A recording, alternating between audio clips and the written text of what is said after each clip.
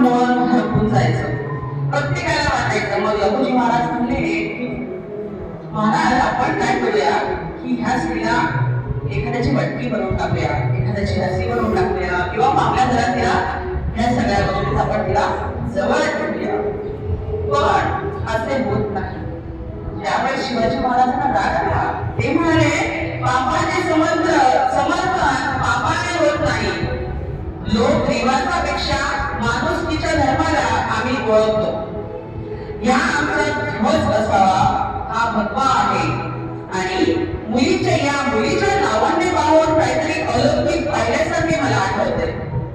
तर त्यांना त्या मुलीचं सौंदर्य पाहून अलौकिक आठवलं आणि त्यांना त्या मुलीला बघून वाटलं की आमच्या मासाहेब इतक्या सुंदर असत्या तर मीही इतका सुंदर झालो असतो, निबजल झालो असतो.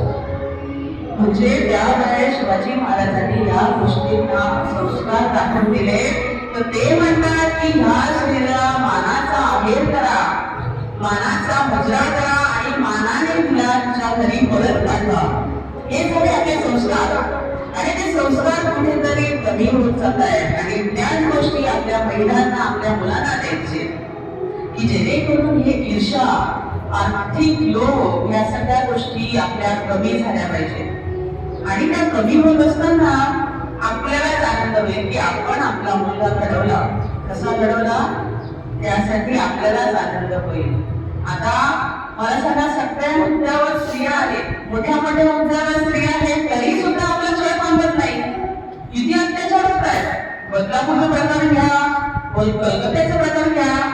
एवढ्या सगळ्या मोठ्या मुद्द्यावर असून सुद्धा आपल्या ज्या स्त्रिया आहेत त्यांचा जर छळ होत असेल तर मग काय उपयोग आपल्या मोठ्या मुद्द्यावर जाण्याचा. तर काय कमी पडते तर ते म्हणजे आपले संस्कार. जे आपण संस्कार देणार आहोत ते संस्कार आपले कमी पडतात. म्हणून आजच्या महिलांना मी सांगू इच्छिते की तुम्ही ह्याच गोष्टीवर लक्ष केंद्रित करा. आपण आपल्या मुलांवर ठेवायला पाहिजे. आणि या दोन बाजू असतात. ह्या झाल्या आधीच्या स्त्रिया आणि एक एकटा राहणारा स्त्री. तर काही स्त्रिया म्हणतात की मला पुरुषाची काही गरज नाहीये, मी खंबीर आहे, मी म्हणून मी सगळ्या गोष्टी माझ्या मुलाला सांभाळू शकते, माझ्या घरच्यांना सांभाळू शकते.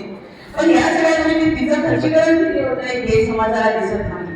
ती कुठेतरी काहीतरी दुखवलं जातं आणि त्या गोष्टी ती सहन न करता ती स्वतःला स्ट्रॉंग करते, स्वतःला धीर देते. आणि एक गोष्ट म्हणते की कुणी नसेल तरी चालेल, कुणी नसेल तरी चालेल, तुझी तू राहा. कुणी नसेल तरी चालेल, तुझी तू राहा. फक्त तुझ्या डोळ्यांनी तुझे जग बघ, फक्त तुझ्या डोळ्यांनी तुझे जग.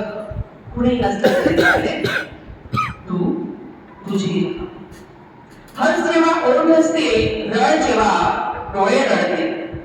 हसण्यावर अश्रूंवर तुझी सत्ता ठेवून राहा.